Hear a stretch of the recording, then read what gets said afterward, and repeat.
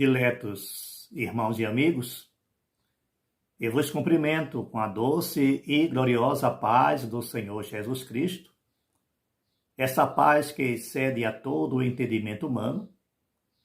Louvo a Deus por suas vidas, agradeço a sua presença, a sua participação, o seu like, e não esqueça de compartilhar esse vídeo para que mais pessoas sejam beneficiadas com a palavra de Deus. Muito obrigado por estar conosco. E hoje nós vamos tratar da lição da Escola Bíblica Dominical, a lição que será transmitida, ensinada no próximo domingo em todas as Assembleias de Deus vinculadas à CGADB. A revista editada pela CPAD, ela tem como comentarista o pastor Ezequiel Soares.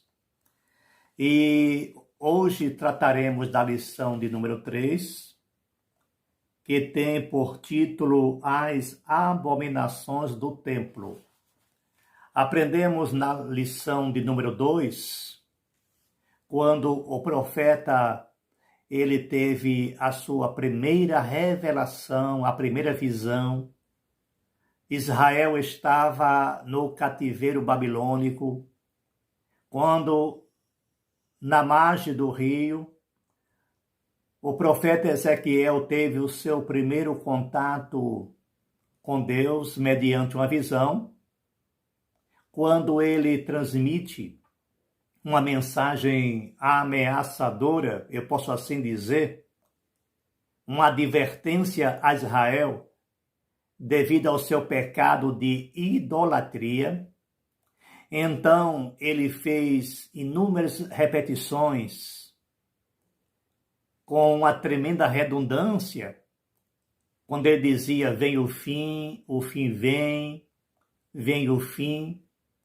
Aquilo era uma forma de advertir Israel, dando uma mensagem impactante, uma mensagem de choque.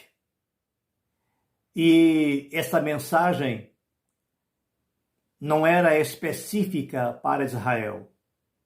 É uma mensagem apocalíptica. O profeta estava transmitindo algo que poderia ser visto no futuro, mas lembrem-se que as profecias também, elas podem ser abordadas assuntos passados ou assunto presente, porque quando o profeta Ezequiel estava no capítulo 7 do livro com esse mesmo nome, ele estava mostrando uma ação em andamento, uma ação contínua de Deus. Era uma advertência, era uma ameaça em função da idolatria que estava ocorrendo entre o povo judeu, que na realidade Deus sempre toma uma providência contra as pessoas que lhe afrontam, seja nação ou seja indivíduo. No caso de Israel, que estava cativo na Babilônia, lembrando que esse cativeiro babilônico era em consequência dos seus pecados, que continuavam, e o pecado que Deus mais abomina é justamente o pecado da idolatria. E eu quero chamar a atenção de todos, principalmente de nós evangélicos, nós crentes, sobre a idolatria, porque, semelhante aos judeus, ele se achava melhor do que todo mundo, por ser filho de Abraão. Uma certa vez, Jesus disse para eles que até daquelas pedras Deus poderia suscitar filhos a Abraão. Então ele se gabava por ser os únicos filhos de Abraão. E às vezes nós evangélicos nos gabamos, ficamos orgulhosos por não sermos idólatras, porque muitos pensam que não é idólatra. Chegamos até ao ponto de criticar uma outra religião cristã, tratando-a como uma religião idólatra, pelo fato dela adorar, seguir, cultuar objetos de metais. Mas eu quero dizer para vocês que idolatria é qualquer coisa que você coloca no lugar de Deus. Pode ser material ou imaterial. Tudo aquilo que você coloca no lugar de Deus vai se caracterizar uma idolatria. Não se envaideça. Tem tanto crente idólatra. E lembre-se, aquela mensagem do profeta Ezequiel para Israel aplica-se até a presente data. Como está o nosso comportamento? Na lição de número 3, quando temos o título As Abominações do Templo, o profeta Ezequiel, depois que foi chamado para ser o atalaia de Deus, ele começou a ter revelações, visões de Deus, como um direcionamento de profecia. Deus começava a mostrar para ele o que estava acontecendo naquela nação. Israel vivia em uma degradação moral e espiritual sem precedente. Como isso se assemelha à época de hoje? Como a igreja está se comportando? Esse triste momento em que o mercantilismo toma o lugar de Deus. O título e a posição tomam lugar de Deus. Retrata muito bem uma idolatria. Lamentavelmente. Então, queridos irmãos, a lição que nós vamos abordar hoje, a lição de número 3, eu repito, ela tem 3 itens, ou 3 divisões. A primeira divisão, ela fala sobre a visão. A segunda parte, sobre as abominações, parte 1. E no terceiro item, também sobre as abominações, parte 2. Nós vamos analisar cuidadosamente cada tópico, sem muita pressa. Não sai daí, permanece estudando a palavra de Deus junto conosco. Eu vou ler tópico por tópico, e não vou fazer uma exposição. Eu vou acompanhar junto com vocês cada um desses tópicos, mas antes, eu gostaria de antemão ler a introdução que o comentarista nos faz, quando ele diz: a literatura apocalíptica se caracteriza pela presença de símbolos, sonhos e visões. O livro de Apocalipse é um exemplo clássico deste modelo literário. Ezequiel inaugurou este estilo no Antigo Testamento, quando começou e termina o seu livro com oráculos divinos apocalípticos. Capítulos 1 e 40 a 48, além de 8 a 11, o capítulo 8 inicia uma nova sessão nessa modalidade, meio pelo qual Deus revelou ao profeta as abominações do Templo de Jerusalém. O objetivo da presente lição é levar aos crentes em Jesus uma reflexão mais profunda sobre a ruína moral e espiritual da idolatria por meio da análise dessas abominações chocantes. Qual eram as abominações? Como eu já falei, a idolatria. A idolatria é o pecado que mais ofende a Deus. E a idolatria, como eu já falei anteriormente, não se resume em você ficar de joelhos diante de uma imagem. A idolatria é quando você se posiciona, é o seu comportamento. Idolatria é, antes de mais nada, um assunto comportamental. Como é que nós estamos nos comportando? Nós estamos colocando alguém no lugar de Deus? Lembre-se, a Bíblia nos ensina a respeito de respeito às pessoas, admiração, obediência, mas lembre-se, entre a obediência às autoridades e a idolatria, existe uma divisória muito estreita. Qualquer exagero já caracteriza uma idolatria. Admire o seu pastor, goste do seu pastor, trate-o bem, trate-o com carinho, mas cuidado, tem um limite. Não deixe a sua admiração por alguém ou alguma coisa ser colocada no lugar de Deus. Esta é a grande preocupação. Não precisa você se ajoelhar diante de alguém, fazer oração ou petição. Basta, no seu coração, você deixar que alguma coisa assuma o lugar do Criador.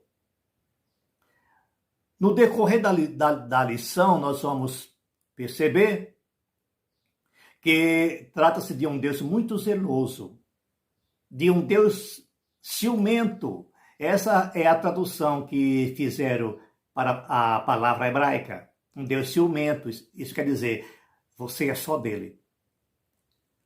E esse mesmo Deus, revelando-se ao profeta, ele disse: eu sou o vosso Deus e a minha glória não dou a outrem. Não divida a glória de Deus com nada. Toda honra, toda glória pertence unicamente ao Criador. Então nós vamos começar a nossa análise a partir do item 1, quando fala sobre a visão. Sobre a visão. Esta já é a segunda visão, porque nós estudamos no capítulo 7 da lição 2, sobre aquela primeira visão que Ezequiel trouxe para Israel, ou transmitiu. Isso aqui é uma sequência. Ezequiel estava iniciando a sua profecia. E como já falei, o povo estava cativo na Babilônia em função do seu pecado, porque Deus sempre toma uma providência todas as vezes que pecamos, seja nação ou indivíduo. Então meditem bem. A segunda visão, vamos analisar cuidadosamente. 14 meses depois da primeira visão, no 5º ano do cativeiro babilônico, Ezequiel teve a segunda revelação de Deus, quando ele foi transportado ao templo em Jerusalém, transportado em espírito, segundo o meu entendimento. Porque tem alguns analistas, alguns comentaristas que acham que ele foi levado fisicamente.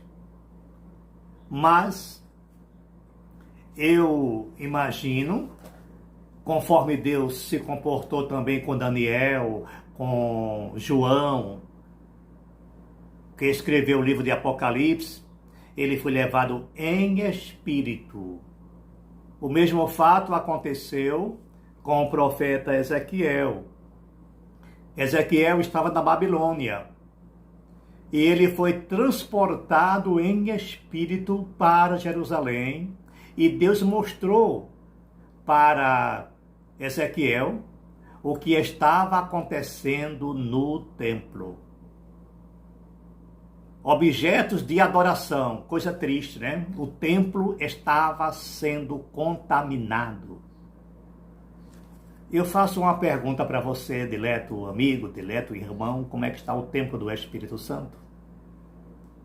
Será também que não está havendo afronta a Deus?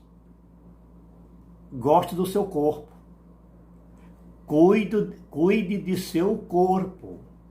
Zele pelo seu corpo, porque é bíblico. Mantenha o seu corpo, que é templo do Espírito Santo, saudável. Não profane. Mas a partir do momento que você começa a extrapolar os limites, você pode idolatrar o seu próprio corpo. Você nem pode destruir. Cuidado com os extremos. Eu gosto de repetir isso. Todo extremo é prejudicial. Então, se você não cuida do corpo, você peca. Mas quando você exagera nesse cuidado, você peca pela idolatria ao próprio corpo. Zele pelo corpo como templo do Espírito Santo, de forma equilibrada, de forma saudável. Observa bem isso. Voltando aqui ao texto, então Ezequiel foi levado a Jerusalém, ao templo, e Deus mostrou para Ezequiel o que estava acontecendo naquele templo. A adoração a ídolos, a adoração a objetos, a adoração a animais. Diz aqui no subitem 3, a visão do capítulo 8, ele mostra justamente que Ezequiel, ele viu figuras, viu animais sendo levado ao templo para adoração, para sacrifício, até animal, que não era admitido fazer isso.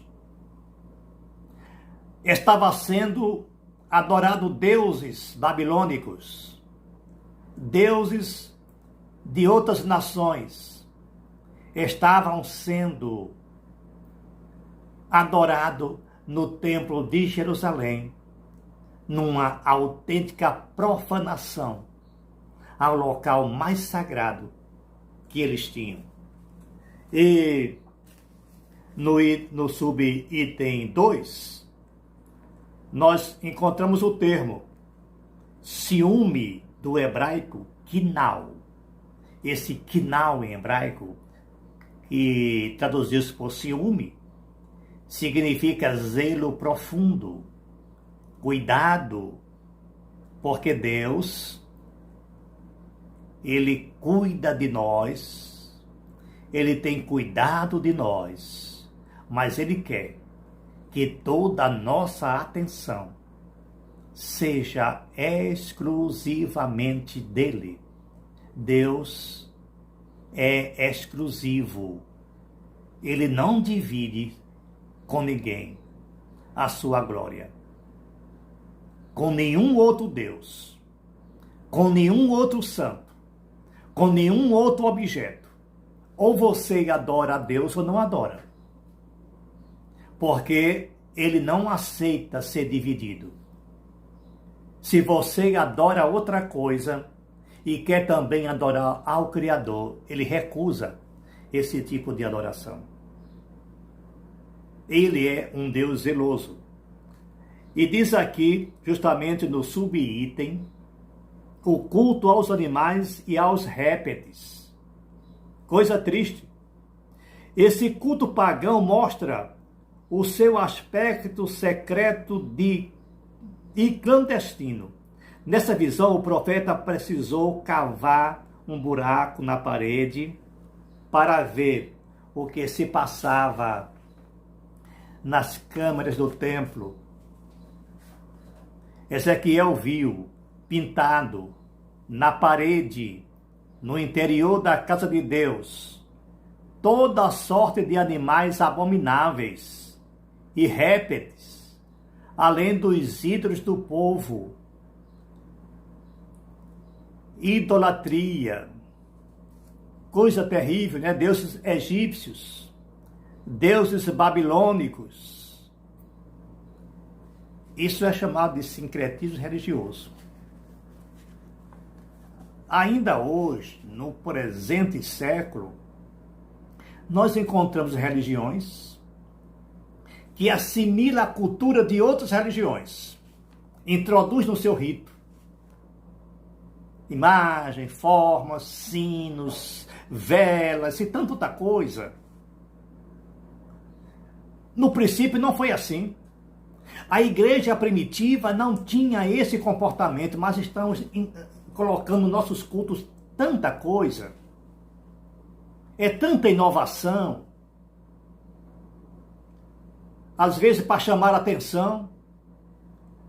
Amados, não se conquista adeptos, não se traz pessoas a Cristo através de outra coisa a não ser pela sua palavra.